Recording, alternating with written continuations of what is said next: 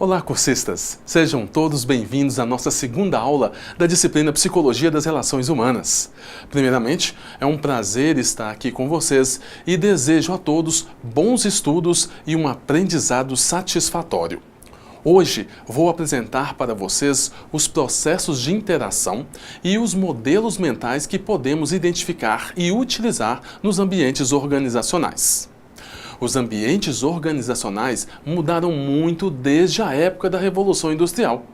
Hoje trabalhamos com as exigências de metas e objetivos, com as formas de operacionalizar de tarefas padronizadas, com as exigências de uma capacidade crítica diante de uma atividade e, principalmente, com o mercado de consumidores exigentes, que se mostram cada vez mais sedentos por inovações, novidades, ideias novas.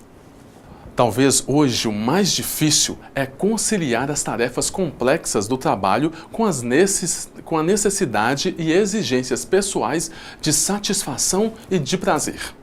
A maioria das pessoas gasta muito tempo no ambiente de trabalho do que com as atividades em família, as atividades de lazer ou então de hobby. Porém, o convívio com a família, o equilíbrio entre o prazer e metas, o aprendizado constante são fundamentais para a saúde psíquica de qualquer sujeito. Entretanto, saber investir no crescimento pessoal e profissional, na capacitação para atuar no mercado de trabalho, é uma exigência cada vez mais presente. É um desafio para o homem na contemporaneidade. É muito importante para o desenvolvimento pessoal saber lidar com as exigências no trabalho e com as necessidades da organização. Para que o trabalhador compreenda as necessidades da organização e possa atender às expectativas da mesma, é preciso uma relação de cumplicidade entre sujeito, empresas e metas. Isso nós chamamos de sinergia. A sinergia ocorre quando encontramos uma associação de vários dispositivos que contribuem para uma ação coordenada. Trata-se de uma somatória de esforços para um único objetivo. O resultado é uma ação coordenada em que os sujeitos da ação superam a individualidade para fazer valer a soma das partes, ou seja, a coletividade, mas com harmonia. A grande pergunta é quem é responsável por criar a sinergia? Os gestores, os funcionários ou ambos? A resposta correta, caros cursistas, é ambos. Para isso, é preciso que se responsabilizem e sejam capazes de uma interação em que os conflitos possam ser minimizados ou superados. Sempre que nos referimos às relações interpessoais, podemos entender que os conflitos de interesses, status financeiros, de poder pelo poder e etc., podem prejudicar a identidade do grupo, fazendo com que ocorra sobrecarga de tarefas, incompatibilidade entre os colegas, dificuldade na comunicação e que interesses pessoais se sobreponham aos interesses profissionais.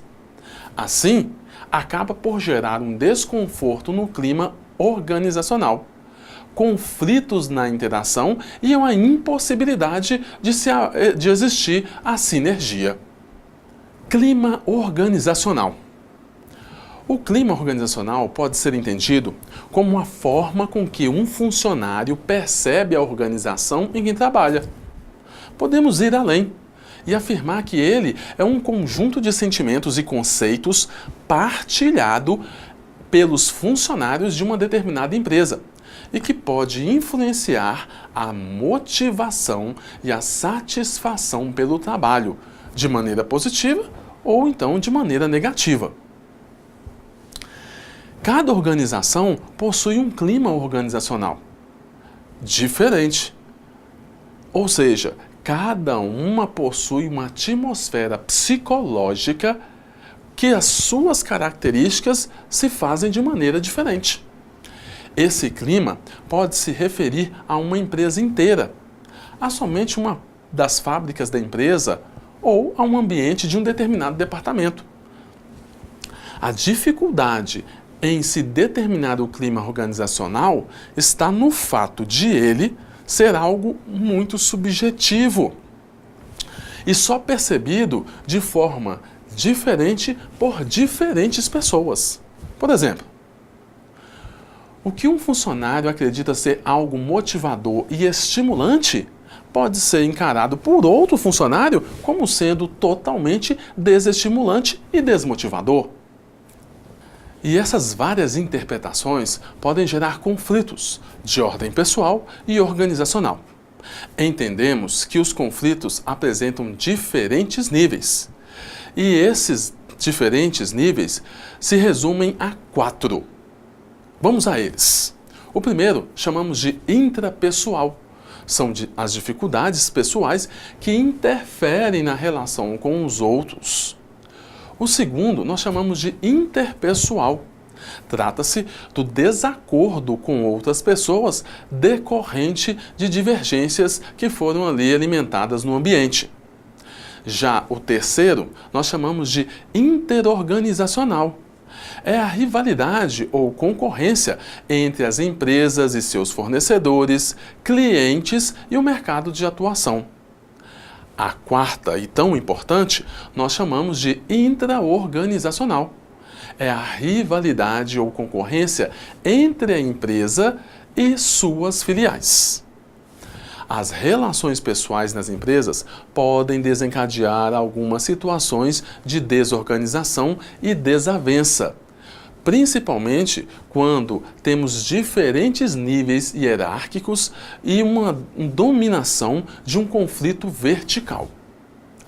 Porém, quando acontece entre pessoas do mesmo nível hierárquico, chamamos de um conflito horizontal.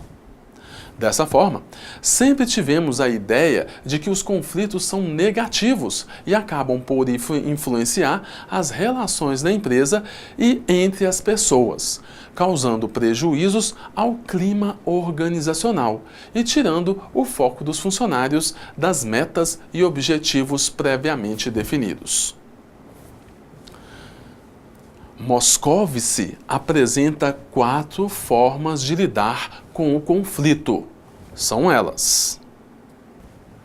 A primeira chamamos de evitar o conflito, ou seja, uma ação de evitação é utilizada para encobrir situações de desconforto relacional entre as relações e tentar não quebrar a sinergia da empresa. Segunda, reprimir o conflito. É fazer de conta que as situações negativas não existem. A sinergia da equipe também fica comprometida. É claro que nós temos aqui um comprometimento a longo prazo. Terceira, aguçar as divergências. Essa abordagem é interessante quando se quer examinar as posições dos integrantes do grupo ou da equipe. Porém, requer muita atenção por parte das pessoas, pois a perda do controle pode levar a incrementar diferenças e danificar a sinergia da equipe. E quando nós falamos aqui danificar, quer dizer quebrar. E por último, transformar as diferenças em resolução de problemas. Esta é a forma mais adequada, caros cursistas. É a forma construtiva de gerenciar os conflitos, pois exige das pessoas uma grande habilidade, principalmente no trato pessoal e na forma de canalizar as energias e sentimentos. Suas ações são voltadas para confirmar e reafirmar a sinergia do grupo. Continuando nossa análise e nossos estudos, é preciso pensar que fora e dentro das empresas vamos encontrar uma grande carga de competitividade. pois o mercado se encontra globalizado e é capaz de criar novas fórmulas de interações, buscando cada vez mais o crescimento pessoal e profissional, mas gerando também uma carga excessiva de trabalho, de tarefas, em que em muitos momentos a coletividade não é levada em consideração. Diante disso, é importante abordarmos o ato de aprender a aprender. O aprendizado faz parte do nosso processo de evolução, como condição para existir um sujeito em sociedade. Como já aprendemos, essa evolução inicia-se na gestação e vai até o momento da morte. Estão lembrados? Claro que devemos levar em consideração os aspectos biológicos e também psíquicos, dois aspectos tão importantes quanto o querer aprender. É estar interessado e motivado a aprender. Dando continuidade, é importante falarmos de um assunto que faz parte do processo de desenvolvimento de todo sujeito. É o aprender a aprender. O aprendizado faz parte do nosso processo de evolução, como condição para existir um sujeito em sociedade. Como já aprendemos, essa evolução inicia-se na gestação e vai até a morte. Vocês estão lembrados disso? Claro que devemos levar em consideração os aspectos biológicos e também os aspectos psíquicos. Mas aqui cabe uma ressalva. Além desses dois aspectos, que são muito importantes, nós também devemos levar em consideração a vontade, o querer aprender que cada sujeito carrega consigo.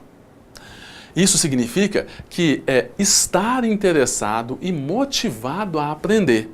E nesse sentido, que vamos conduzir o nosso aprendizado hoje, acumulando conteúdos que possam influenciar essa motivação.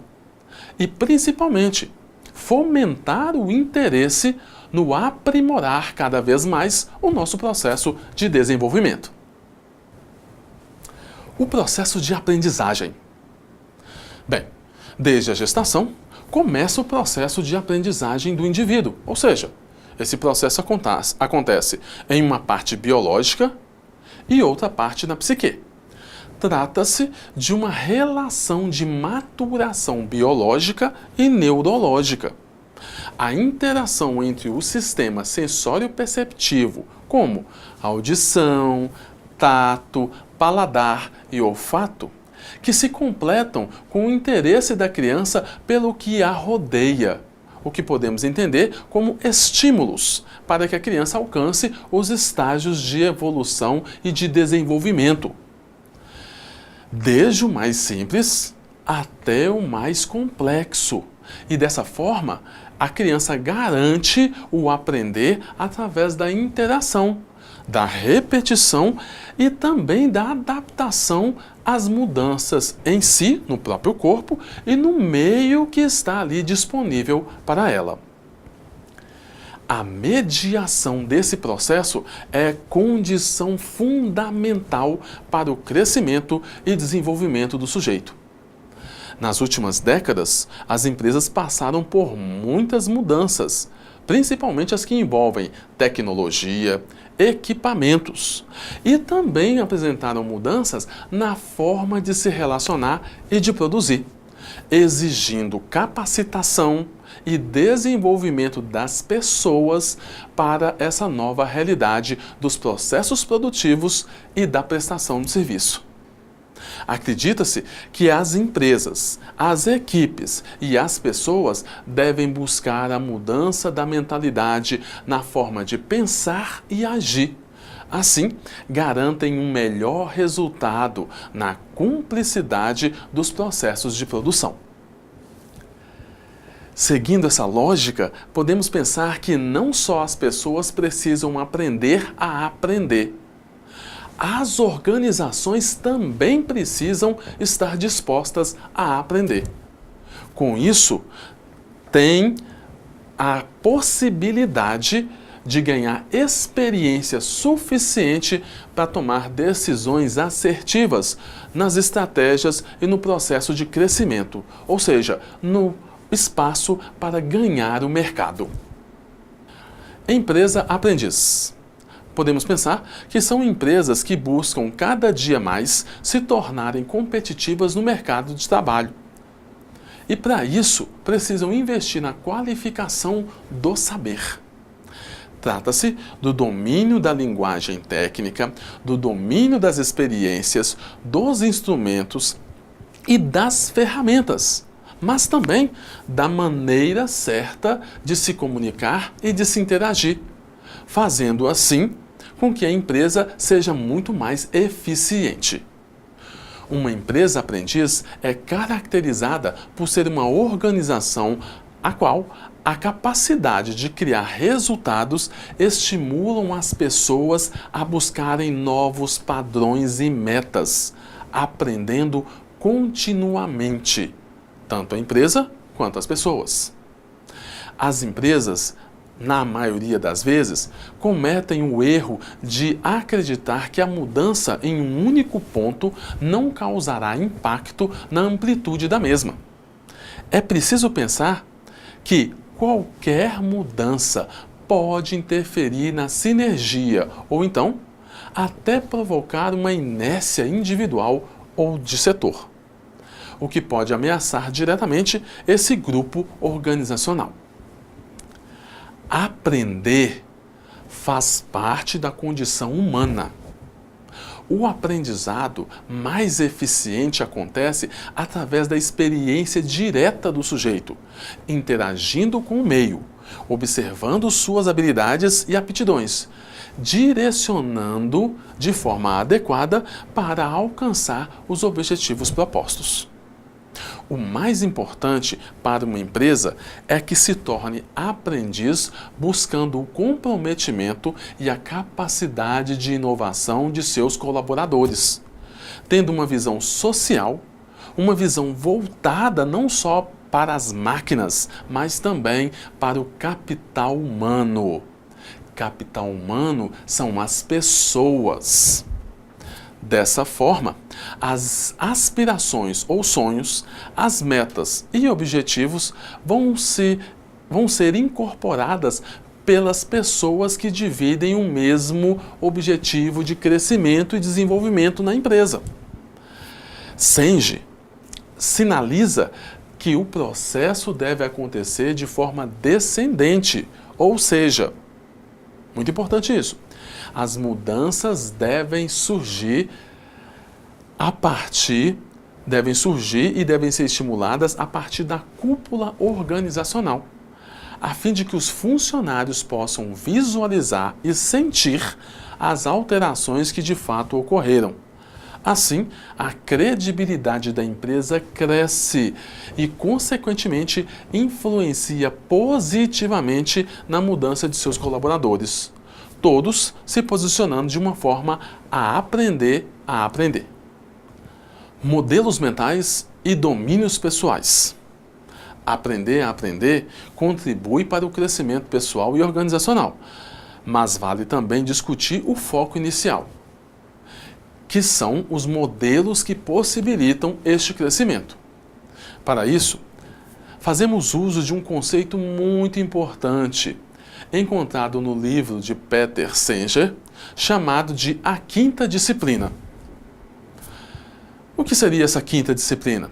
Bem, este conceito mostra como é possível criar uma vantagem competitiva sustentável para com os concorrentes através da implementação de processos de mudanças individuais nas equipes e organizações. O autor não pretende fazer uma receita de como tornar mais eficaz ou então como esses ambientes de trabalho podem evoluir naturalmente. Mas é importante dizer que a ideia é que um ambiente organizacional também deve ser um espaço onde a pessoa pode ser estimulada a aprender, a ensinar e não somente a produzir. A palavra disciplina tem dois significados. Vamos pensar sobre isso. O primeiro é o significado de ordem. O segundo está relacionado ao conhecimento. Quando eu digo ordem, digo regras, normalização, a forma de aprender, de cumprir etapas e etc. Já quando digo conhecimento, trata-se de um conteúdo que pode ser apresentado para ajudar na formação do sujeito. Nosso autor Senji alerta que a única vantagem realmente competitiva dentro das empresas é a capacidade da mesma em aprender de forma mais rápida e melhor do que seus concorrentes. O espaço empresarial é um local onde pode ocorrer a aprendizagem. A ideia de início envolve aquilo que chamamos de modelo mental. O autor relaciona fundamentos e princípios no processo de pensamento para promover influências na nossa forma de ver o mundo e também de agir. Modelos mentais. Os modelos mentais mudam as percepções das pessoas, da sociedade e das organizações. Se imaginarmos como a sociedade tratava assuntos polêmicos como trabalho feminino, sexualidade, divórcio e vários outros assuntos, será inegável pensar que antigamente a forma de pensar, de tratar, de agir diante desses temas era outra da nossa realidade atual. Nas organizações também não é diferente. Os dogmas, os valores, as concepções, todas elas hoje correspondem a um novo modelo mental de se pensar a empresa, o sujeito e a sociedade. Quando pensamos em desenvolvimento, vem à cabeça imediatamente os ganhos tecnológicos dos últimos anos. Mas é preciso pensar que esse desenvolvimento também se aplica aos processos de aprendizagem do ser humano, já que este também evolui com o passar dos tempos, com o passar das décadas ou das gerações. As formas de comunicação, de relacionamento interpessoal, de exercer liderança e de tolerância com as diferenças individuais também mudaram e evoluíram, tanto na sociedade quanto também dentro das organizações. É preciso estabelecer um ambiente de trabalho onde a crítica e a sugestão sejam parte do aprendizado coletivo, para que a evolução fique garantida ao processo.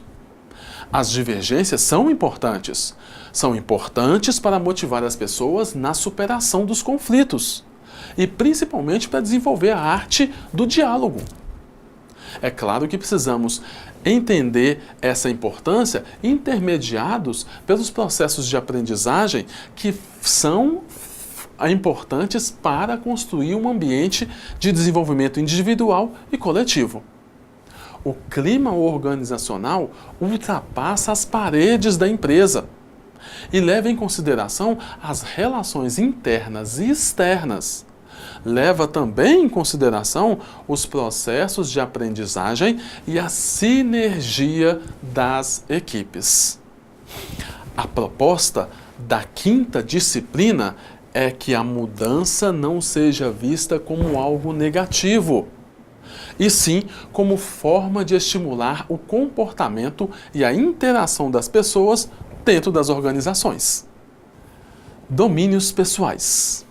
Outra possibilidade de perceber a mudança como fator positivo nas organizações é entender o domínio que a pessoa tem sobre si e sobre os processos. O grau de instrução não é fator determinante para o domínio pessoal de habilidades, competências, dificuldades ou então necessidades de aprendizado.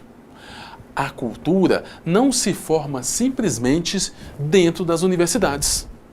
Se forma no contato direto com os valores e normas sociais de uma civilização. Nesse sentido, aprender não significa adquirir mais informações, mas sim expandir, aumentar a capacidade de produzir, chegar aos resultados através de um domínio pessoal das próprias competências. Um bom profissional não é aquele que sabe fazer suas tarefas de maneira repetitiva e sem dúvidas, mas é aquele que faz o processo desencadeando o outro, que é da aprendizagem continuada. O crescimento pessoal passa por mudanças que ocorrem tanto na esfera psíquica quanto também na esfera das relações com as pessoas e os instrumentos. Modelo mental e domínio pessoal são disciplinas que formam a base para a construção de uma empresa que aprende. Mas esse crescimento também depende que esses mesmos indivíduos saibam interagir com os grupos, departamentos, equipes e etc. Aproveitando essa conjuntura, é preciso falar da visão compartilhada, aprendizagem em equipe e pensamento sistêmico.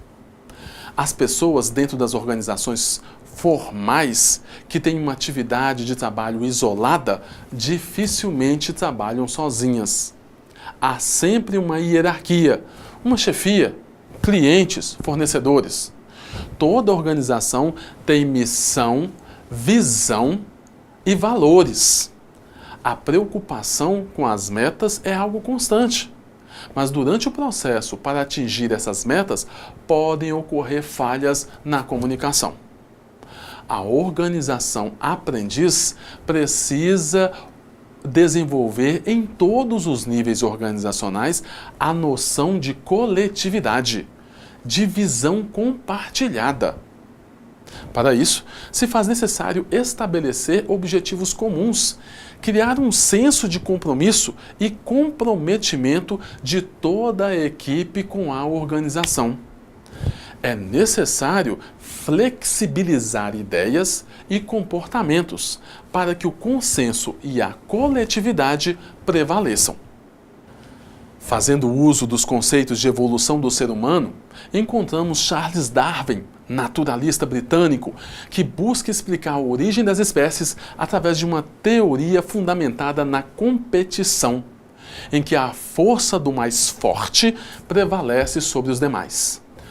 Muitas empresas, caros cursistas, acreditam que é necessário alguém que sobreponha aos outros de forma a orientar, a sobressair, a fazer as interações entre os participantes. E que todos se beneficiam reciprocamente. Mas a voz de comando e de determinação vem do mais forte. Visão compartilhada. O conceito de visão compartilhada parte do princípio de coletividade, em que a força das pessoas se interagem, se conectam com algum objetivo. O nosso autor Senge afirma que não existem organizações que aprendem sem uma visão compartilhada. Mas o grande diferencial das empresas com visão compartilhada é de estimular a experimentação e sair dos padrões buscando algo novo. Para isso, se faz necessário a troca de informações, de dados e de experiências. Por isso, a comunicação é um dos fatores importantes da visão compartilhada. É preciso impregnar os componentes de entusiasmo para que a troca se dê de forma harmoniosa e não de forma imperativa, como se acreditava antigamente ser a relação das empresas, onde o mais forte dominava os mais fracos. Por isso é importante falarmos da aprendizagem em equipe. Quando favorecemos o aprendizado em equipe, temos ganhos importantes na construção de um novo conhecimento ou de respostas para uma determinada solução. Isso se deve ao processo que busca estabelecer uma linha mental de um desenvolvimento a partir de várias capacidades encontradas dentro da equipe, mas que buscam um resultado para determinar a questão ou o problema. A capacidade de cooperação contínua gera em todos os membros uma satisfação diante da interação constante e, consequentemente, uma motivação para a aprendizagem e superação dos conflitos ou desafios. Senge sugere que para desenvolver habilidades no coletivo é preciso criar campos de prática, ou seja, situações reais do cotidiano onde a resolução dos conflitos e a busca de soluções partem dos participantes. Flexibilizar, compartilhar as ideias e sugestões com os outros é o diferencial. Os modelos mentais sempre terão características de pluralidade e, diante disso, é preciso que a linguagem seja tratada como uma condição estratégica para a relação biopsicossocial. A aprendizagem em equipe precisa que o indivíduo queira se integrar e harmonizar com os demais. A empresa aprendiz se fundamenta no diálogo, na visão compartilhada e nos valores coletivos.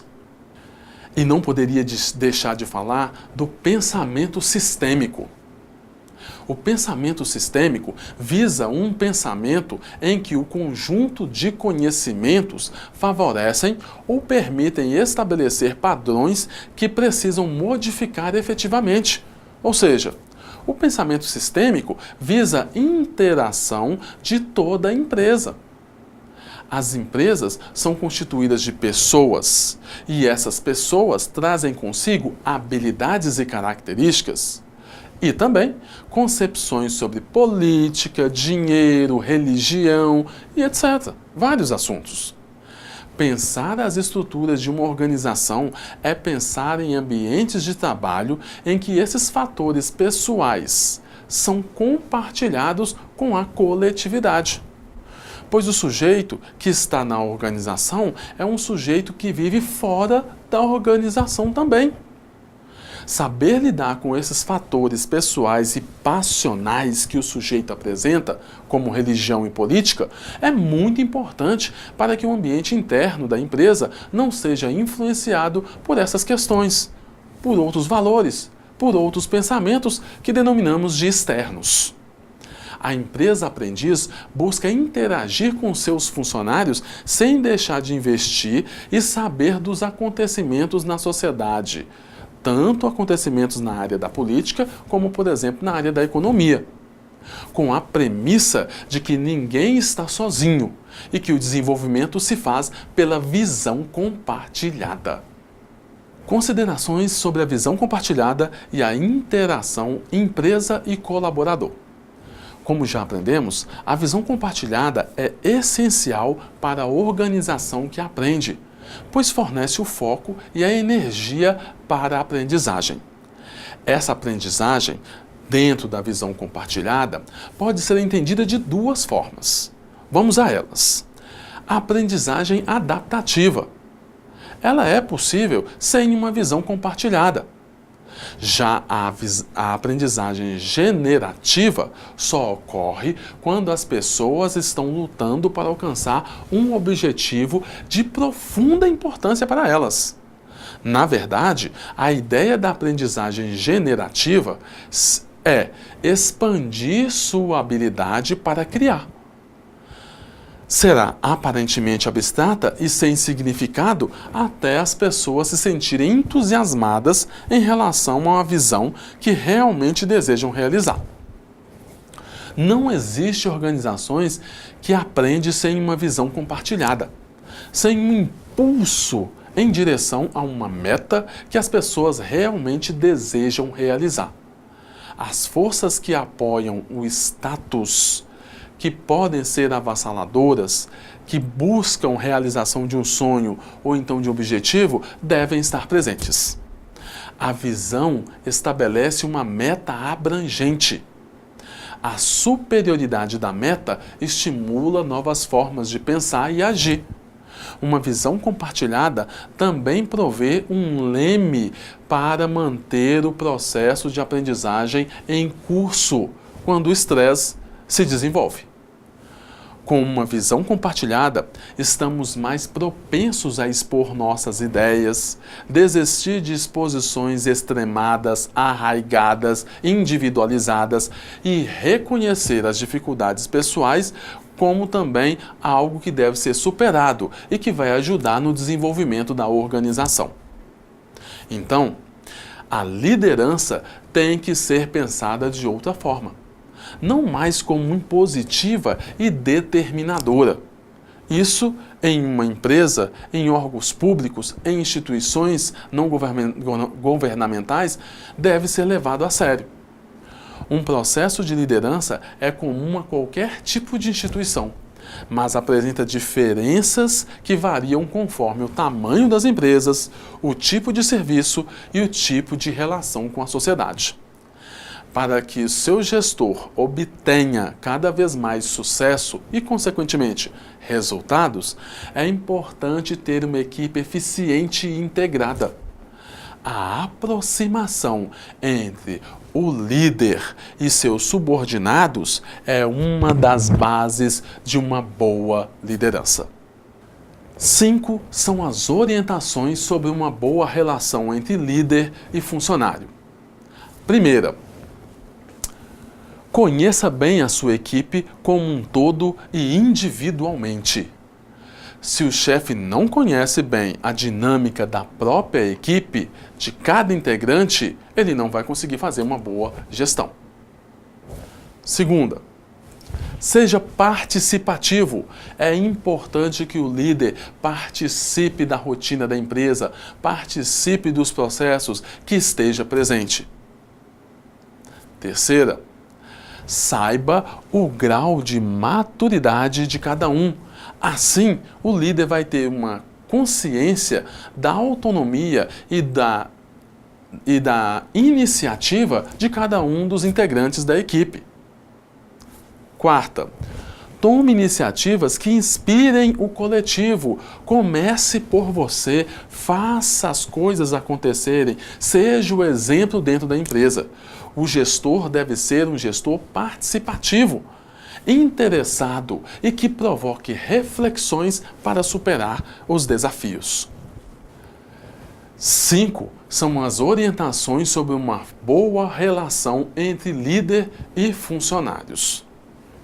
A primeira, trata-se de conhecer bem a sua equipe como um todo e individualmente.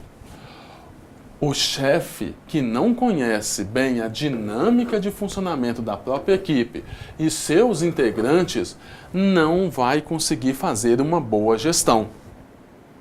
Segunda orientação, seja participativo. É importante para um líder participar da rotina da empresa, conhecer os seus funcionários, não só a pessoa que é, mas também as funções, e saber as dificuldades que esses funcionários podem encontrar na execução de suas tarefas. 3. Saiba o grau de maturidade de cada um. É importante você conhecer a maturidade, o investimento que cada funcionário faz na sua formação e sua autonomia para poder se responsabilizar pelos processos. Quarta orientação, tome iniciativas que inspirem o espírito coletivo. Nós temos que pensar num gestor participativo, caros cursistas. Um gestor preocupado com os projetos, com a equipe e que provoque nos seus colaboradores reflexões sobre suas ações, sobre suas atividades e que suas discussões sejam sempre levadas para um posicionamento, para uma produção positiva. Por último, e tão importante quanto as outras, é ser humilde. Talvez o pior erro de um líder é não ter uma postura humilde e de interação com a sua equipe, com os seus funcionários, com os seus subordinados. Quero lembrar que não se trata de uma receita padronizada que serve a todos os modelos institucionais. O que nós estamos apresentando são passos, orientações que devem ser observadas, que devem ser preservadas dentro de um processo, dentro de uma equipe, dentro de uma instituição e seus relacionamentos. O profissional técnico em serviço público tem o grande desafio de superar as práticas conservadoras que imprimem uma identidade centralizadora à profissão e à gestão dos serviços públicos. Evidencia-se neste processo a importância de constante aprimoramento intelectual, pois a especificação do trabalho coletivo, a incidência do poder hegemônico sobre a atividade profissional desafia a concretização dos valores e princípios defendidos pelo técnico em serviço público. Nesse sentido, a responsabilidade aumenta, pois lidar com pessoas requer diferentes entendimentos técnicos e teóricos sobre a relação entre pessoas dentro e fora das instituições, a fim de proporcionar a reflexão crítica sobre a atuação profissional e sua apropriação no campo das políticas públicas. Bem, caros cursistas, chegamos ao fim de mais uma aula.